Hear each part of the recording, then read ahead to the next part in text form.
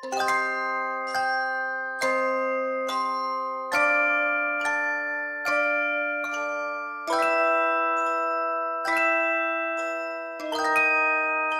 more air than structure in this door. It looks like the punched out remains of a model kit, the part you throw away. But someone saw beauty in the empty spots where the pieces used to be and turned it into a door. While it may look like a delicate thing as you place your hands on it, the door itself is cool, solid metal. You grab through one of the open pieces and pull it, but it doesn't budge. Then you see a hidden little latch and flip it before pulling the door open.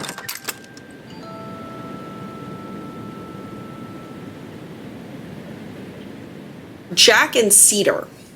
We're going to start with you after Halley has delivered the information that the city is not only invisible from the sky, but also in the shape of one of the symbols that you had been looking for. G.U.M.D.R.O.P would have also been a part of this conversation, except he came in, delivered the information, and booked it. And while he is currently dealing with his own interaction, what are you guys doing? I think just walking around the city, scouting out, seeing if there's anybody looks like we could talk to figure out some stuffs. So the vast majority of what you're going to find are going to be children. I'm going to look to Cedar and I'll say, I think maybe you could talk to them better than I could, seeing as, you guys are on kind of the same wavelength. Okay. Try that one. And I just point to a random kid. Cedar's gonna, give him a weird look and then walk up to the kid. The kid is going to be sitting on a bench, and it looks like he's reading, a small book. Something definitely made for children. Large printed letters. It was once really prettily and brightly illustrated, but the color has faded over time. It's still chipper, but much less gleeful than it once was. The boy looks up at you, and then gives you kind of a look for a moment, and then looks back down at his book. Hey man, is that a good book you're reading? Oh yeah, it's an old fairy tale book. A lot of the pages are missing, but I can figure it out. She's gonna sort of straighten up and turn back to Jack and be like, what? Hold her hands up, what do I do? See if he knows anything about what happens to the kids, how they get into the coal factory. Am I just reading your lips? Do you speak Thieves' Cant? Yeah. It's in Thieves' Cant somehow. Okay. So, the factory, huh? The kid looks up at you with alarm. Miss, I haven't done anything. I don't... No. You shouldn't... No. I didn't think you had done anything. I don't want to go to the factory.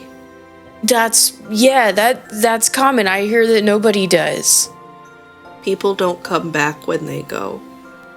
Yeah, I hate that. Do you know how or why they get sent there? I don't. I know that if you're really bad, you get sent there. Really bad? Isn't that how kids ended up here? Yeah, but most of the time when you come here, you don't act as bad. Because this is our, second strike. Once you've done your third while you're here, then you go to the factory. Which is why nobody wants to break the rules. Do you know, how kids end up there? What method of, transportation? What takes them? They disappear in a puff of coal. Oh, just from being really bad. Yeah. We know it's the factory because every time it happens, the coal pipes make a big smoke poof. Huh. That's interesting. Hey, what's the title of that book? Oh, Hans Christian Andersen. That's the title? You notice that the title and everything has kind of been rubbed off. You can just see Hans Christian Andersen written on the book. Okay. It's like his version of the Craggle. I love that. And what was your name? Oh, me? I'm Sunny. Sunny? It's nice to meet you, Sunny. I'm Cedar. That is a name of a tree. I like that name. I like your name. It makes me think of sunshine. Why are you here? You don't seem like the rest of us. That is a good observation. Don't tell anybody, okay? Mm-hmm. I'm here because I want people to be happy. That would be nice. Yeah. I hope you do it. Me too, Sunny. As you guys are having this conversation, you feel a drop in temperature. The area begins to cover a little bit with frost. Sunny looks over. You should probably leave before she gets here. He's going to put his book in a little bag and begin scuttling off. Jack, as you are witnessing this, you can tell about the temperature drop and you can see the ice starting to form along the walls and roads. Spruce, come on. Now look, eyes will go wide. Cedar, we gotta go. Audience, you can't see this because there is no visual component, but I need you to know how dead in the eyes Jenna got.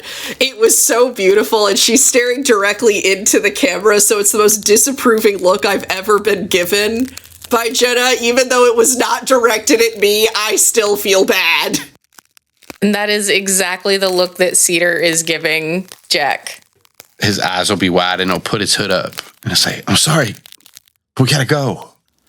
And she just starts to walk forward a little bit. Roll a dexterity saving throw for me. That is a 23.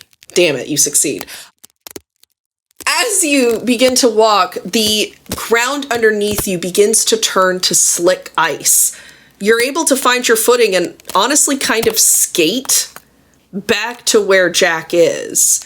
You hit just into the alleyway that he's ducked in before you see the beautiful glittering ice horses, the beautiful sleigh, and the woman within it begin to trot by. There's just this cold, icy feeling gripping onto you and holding onto your skin and hair, your eyelashes, your teeth. Everything is just icy and cold and sharp. And you feel this inner chill, this sensation of anxiety, being in the presence of whatever this woman is. Jack's eyes, as like she's passing, they're like, there's like no pupils or anything. They're just white, and there's like a mist starting to flow out of them. I don't think Cedar sees that because she's not looking at you. She's looking directly out as she passes. You are going to feel the chill increase behind you just as much as in front of you. Yeah, okay. When she feels the chill from behind her, she'll look over her shoulder. Jack? Yeah. What is going on? That's the Ice Queen. Yeah? We can't let her see us yet. All right. Well, she's gone now, so Cedar will start to walk back out of the alleyway. Jack will like blink a couple of times, and the just like puff of the mist from his eyes and his pupils come back. G.U.M.D.R.O.P, what are you doing right now? So initially, I did want to find out. I saw Kai sitting in that sleigh. You did. The Ice Queen. Does he look like the kid that puffed into coal that I saw a while ago? He does not. And then I want to look to see where this sleigh is coming from. It looks to be coming from the mansion in the center of the city. Do I see an entrance to that mansion open still? Like the garage door still open or anything like that? Roll perception. 14. You're able to see, just before it completely disappears, an entrance in the wall begins to seal itself up and fade away, becoming just a flat wall. Dark in there? Maybe. You can't see on the other side. It's a, wall. I am running for it as fast as I can. 45 speed times 4. That would get you there. You are just able, before it completely seals off, and because you are a flat cookie, with the exception of the gumdrop buttons, you're able to Indiana Jones your way under the closing portal. About 10 feet before, I throw myself on the ground and spin like someone skipping a stone so that I can go underneath. So you discus yourself. Yes. Like under and in, and you're a cookie.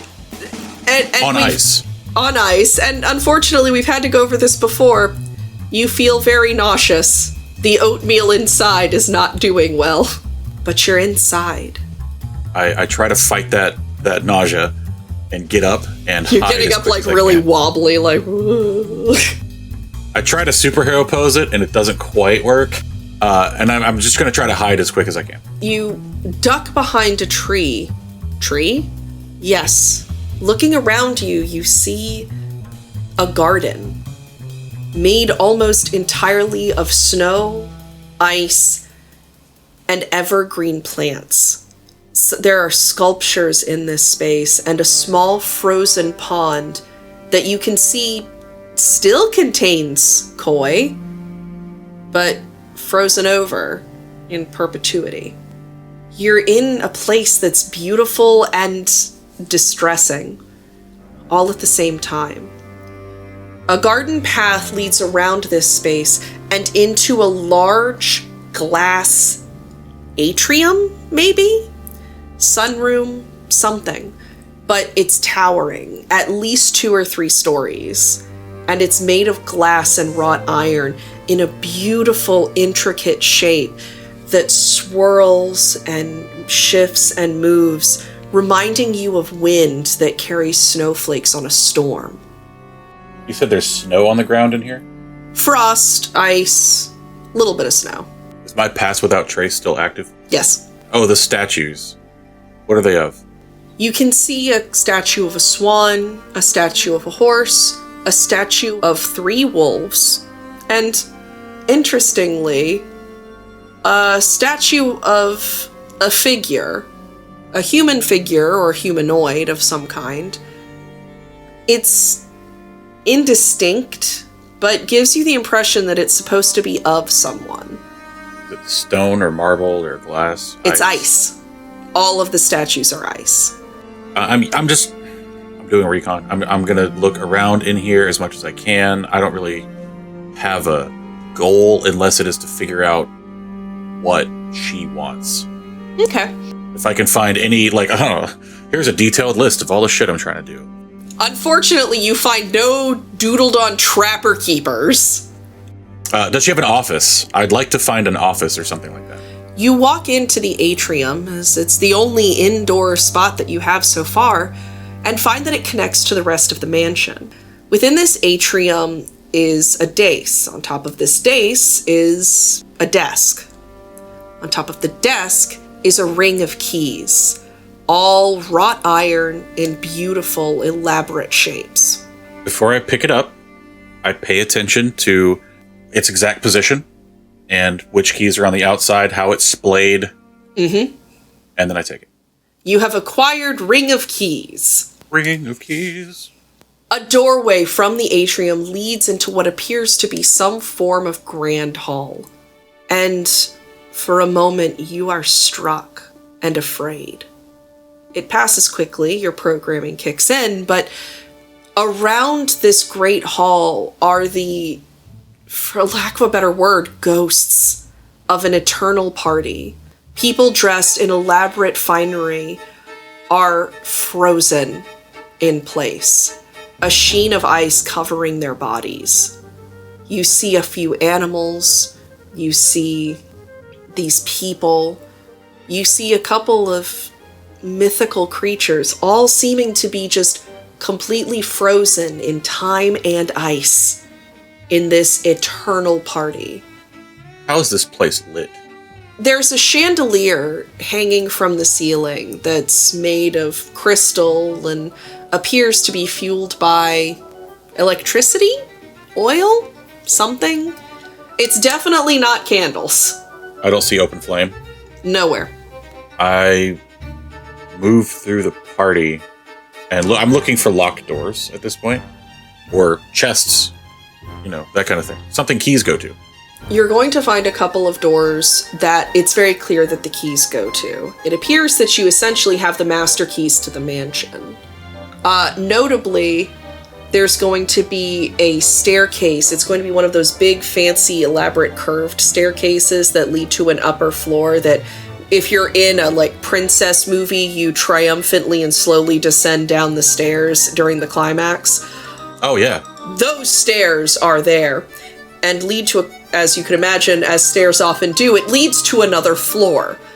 That floor having rows of doorways, one of which being particularly elaborate. You can see the relief of a goat in wrought iron on the door. Are there any windows or anything here? There are on the second floor, but they're iced over, so your visibility's pretty bad. Does it seem like I could open one? Roll strength. That's a 9er. It's a 9? Yeah. So you attempt to open the window, but push a little too hard, snapping the lock loudly and opening the door to a screeching wind. Door of the window? They swing open in two parts the way that... I got you now. Thank you. The wind is howling, so I immediately shut it again. Okay. Carefully this time, so as not to slam it. You have broken the lock, but yes, you are able to hold it shut. That's fine. I was going to leave it unlocked anyway. I do look outside quickly and try to make sure I understand where this window is in relation to the street outside. You are able to clock where you are in relation to the overall space. And then, go straight for the Krampus door. Before we do that, I'm going to move us right back on over to where Halley is. Halley, what are you doing, buddy? Hopefully something less dangerous. Perhaps. There's no way to know. She was flying around, looking over the city, just kind of taking another scope. But this is a city that, well, they are Dickensian children, is full of children. Are there any sort of groups of kids or any a few kids that are doing anything other than being depressed in a space? There are. Life will go on in any circumstance it finds itself in. So you can find children playing ball in the alleyway. You can see a couple of kids one is taking care of another scraped knee. You can find, walking around, somebody is selling some roasted nuts out of one of those little, harnessy, table-y things. You know, the kind that used to sell, cigars and cigarettes out of, except wholesome and filled with snacks. You can find love here. You can find life here. The way that you can anywhere. In some places, you just have to look harder than others. So while she's flying around, she's delivered this news and she leaves Cedar and Jack and continues to fly around, at first on this mission, looking for these symbols, looking for things around her. And then she sees the kids playing ball in the alleyway and she kind of slows down and just kind of drifts over there. And then she sees the kids that are, helping each other, the one with the scraped knee, and follows her nose down in a literal cartoon floating around, to the kid that's selling the little paper cones of nuts. And then I think what finally gets to her is she just hears a little bit of laughter, which is such a sort of breaking thing to the atmosphere of this place, and sees the kids that are racing each other down the street. And I'm imagining there's one that is an older kid that's not running as fast as he can to let the little kid kind of keep up with him and challenge him to this race. And she just kind of sets down and starts galumphing alongside them and just starts playing with them in the street. Just joins in these games, just wants to play. You are able to amass a little bit of a crowd. Not only are these kids unfamiliar with a reindeer, and many might have never seen one in the flesh and fur, but you're bringing so much joy to this space. The kids gather together in a crowd and begin playing and cheering and laughing and singing. It's an incredibly magical space for a moment, until you hear one of the kids shout, "Incoming," and the kids all scatter. She freezes in the street and just kind of like pops down her forelegs and is just looking around, like, because the kids, assuming they all went different directions, she's just scanning, like looking like left, right, forward, back, trying to like see where they all went and what's happening. You can see and you can hear more than anything this, what used to be some form of metal bird toy. Its eyes are lights that are scanning the space, and it noisily flies down the alleyway, seemingly to scan for infractions, crimes of some sort. After it passes, it's not terribly long before the kids begin trickling back. But it is in this moment that you realize why so much of what you're seeing is just bleak and just quiet and sad. It's not because that's all that's here, though it is in no short supply. It's because it must be hidden, secret. Joy must be quiet. The bird that flew over reminded her of why they were here. Like, not that she ever like fully forgot herself, but she was letting herself get lost in playing with these kids. So when that bird flies over, she waits for the kids to kind of come back. Like, she waits for that moment where they're coming back into the street. And then I think she's just going to say like a goodbye to them. She's going to grab like what little things she can from her pack, like the little trinkets. And it's just little things, like the little, soldier guys that have like the little like parachute on them, like just little toys, like what you'd get at like the dentist's office, right? Like, she's not carrying anything of super value, but she's like giving those out. And then once she said goodbye to the kids, she's going to take off again and go back to try and find Cedar and Jack. Before you go, you are given several hugs by excited children, clearly receiving their first real gift in some time. After many pats and hugs, you are able to scamper back off to find your friends. Jack, Cedar? Jack's still in the alleyway, and he's watching Cedar walk out into the street. He like leans against the wall and puts his head up against it.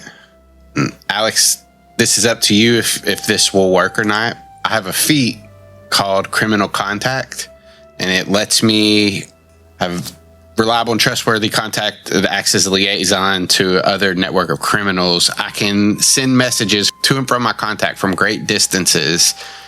So I was wondering if I could flavor that with speaking on the wind, like using my powers to kind of talk on the cold wind. I will allow that.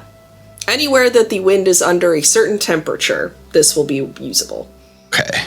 You're in the north, the very far north. That shouldn't be a problem, but I wanted to make sure that there were parameters given. Okay. Gotta be a snowflake with code on it, right? That works for me. I like start to speak into it. I'm talking to Frosty, letting him know we found the city of coal. There's kids here that have been taken. They shouldn't be away from their family this long. We need to save them. And I'll tell him we're going to try to extract them, but we're going to need help. We need sleighs. We need reindeer. We need anything that they can send as fast as they can send it. I need you to understand that what I am seeing in my mind is the scene where Gandalf catches the moth and whispers to it, except it is a snowflake, and then it is released onto the wind. Yes, but the last thing I'll say to him is, I need you, Frosty. My sister's here. And then, whew. Cedar, anything that you are currently doing? I think Cedar has walked out of the alley and she's taken out her notebook and she's writing down Sonny's name and Hans Christian Andersen, or fairy tale. And as she's writing that down, She sits and thinks about it for a second, and she stops, and she puts her pen back in the notebook and closes the notebook, puts the notebook away, and walks back to the alley and says, "My name is Cedar." I know. I'm sorry. I'm not him. You remind me of him. But that's my fault. The problem is it's not just you.